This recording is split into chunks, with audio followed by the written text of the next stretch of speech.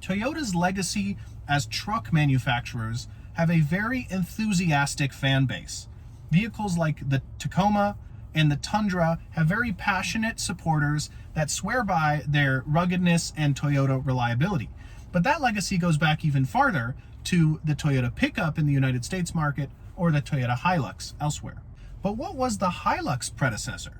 Well, on this episode of Toyota History Tuesday, we're going to be talking about that vehicle exactly, the Toyota Stout. So the Hilux had been in production since 1968, but the Stout actually preceded the Hilux since 1954, a difference of 14 years. Introduced as the Toyopet 1 1/4 ton RK truck, the Stout was known as a simplistic, rugged, reliable people and cargo mover. Although designated as a 1.25 ton truck or 1 1/4 ton truck, it was known to carry about 200 pounds more than that, despite its designation. And that would eventually increase to it being designated as a 1.5 ton truck. This truck's standard model was a 2-door, bench seat, single cab pickup truck. There weren't very many bells and whistles. It was designed to be simple and reliable. It had a fold down tailgate, a ladder frame, body on frame, leaf springs, solid axles, 4-wheel drum brakes, and was a front engine rear wheel drive truck. It did not have a 4-wheel drive or all-wheel drive option. It was built from the same platform as the Toyota Dyna, a vehicle I'm sure not very many people are familiar with, as it was a medium-sized commercial truck, simply for the Japanese market. The Stout came with a ton of versatility in body style.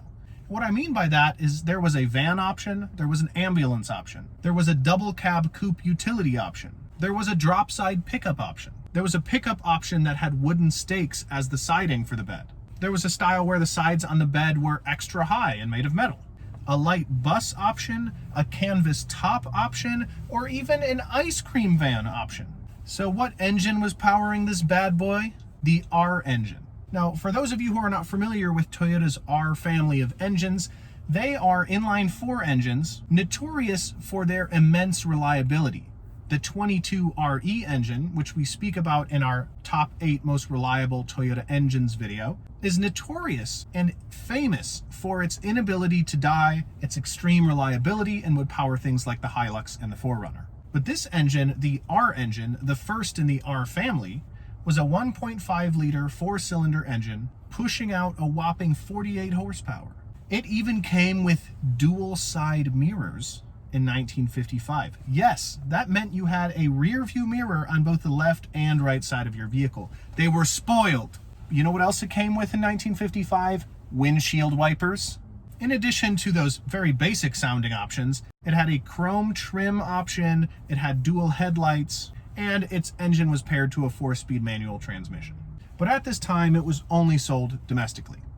In 1959, the Toyopet RK would be renamed the Toyota Stout, of course the name that we all know it as today.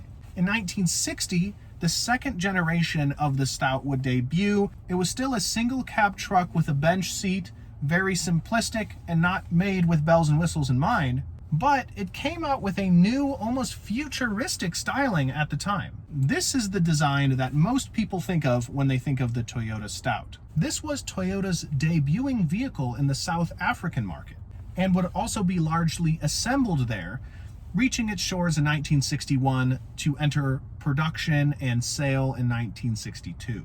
This second generation of the Stout was a 1.9 liter 3R engine, the 3RB to be exact, and it made 80 horsepower.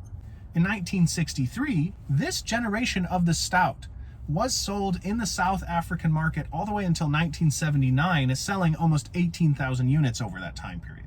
In 1963, however, Toyota would announce the Light Stout, L-I-T-E, Light Stout, which had an independent coil spring front suspension to make it a little bit less of a rugged ride. This vehicle was designed to compete with mini trucks made by Datsun and Nissan in its domestic market of Japan, although it didn't sell particularly well there. In the South African market, the Light Stout was referred to as a different model altogether and called the Stallion, which is a pretty cool name. Although it was the Light Stout, it also had an enlarged cabin at the time due to some frustration with the previous version not having enough room for the seating area. So this modified Stout, the Light Stout, was what Toyota decided to use as the breakout truck to offer in Thailand and the United States. The first truck to meet United States shores was the Toyota Stout. Now, the Land Cruiser had been here for quite some time, and there was a Land Cruiser pickup option, but the Stout was the first standalone model of a truck to reach United States shores. The FJ45 Land Cruiser, to be specific, on the Land Cruiser truck option. So how is it received?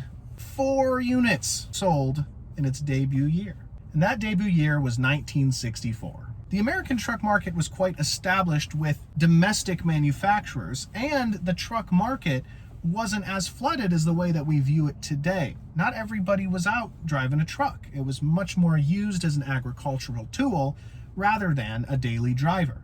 On top of that, Toyota hadn't built its reputation to United States consumers yet. So I think it's fair to say that Toyota was getting a slow start in the United States market. But that's okay. The FJ20 Land Cruiser only sold 1 unit in its debuting year of 1957, so expectations were not through the roof. So, to the American consumer, this vehicle was viewed as not quite big enough and not quite powerful enough, most commonly. But in 1965, 900 Toyota Stouts were sold rather than the 4 of 1964. It only would last for 4 more years, being discontinued in 1969, although it is not listed as any other model year past 1967. So I believe 1967 was the last model year, and those units would sell until its complete discontinuation that would occur in 1969. So what happened? Why did it only show up for such a short amount of time and then be discontinued with only not so many units being sold? Well, this vehicle, called the Hilux, would be produced in 1968 and begin being exported. Of course, called the Toyota pickup for the United States market. Interestingly, the name Hilux refers to high luxury, and anyone who's familiar with the first generation of the Hilux would not consider it a luxury vehicle at all, being extremely durable, rugged, and reliable, but extremely bare bones in almost every sense.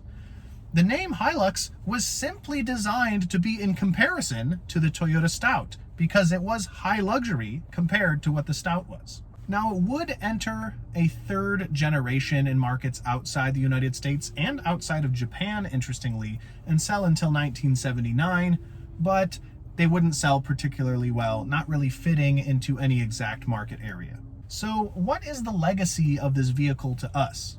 Why is it worth talking about? Well, simply being the first fully fledged truck model to hit American shores is notable in and of itself. But on top of that, collectors, Toyota fans, and rare vehicle fans would like to know that it is one of the rarest Toyotas on American shores as well, and seeing it in left-hand drive orientation is just a rare thing.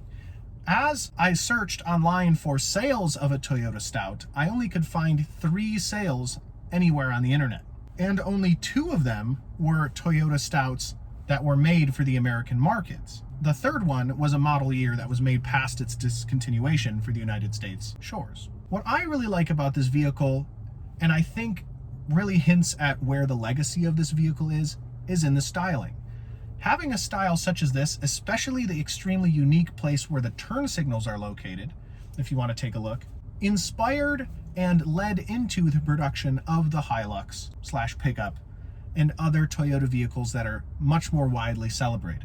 And you have to consider that this vehicle contributed largely in both being a part of the genealogy of Toyota trucks and in some style characteristics to the Toyota pickup, Hilux, then Tacoma, the T100, and the Tundra.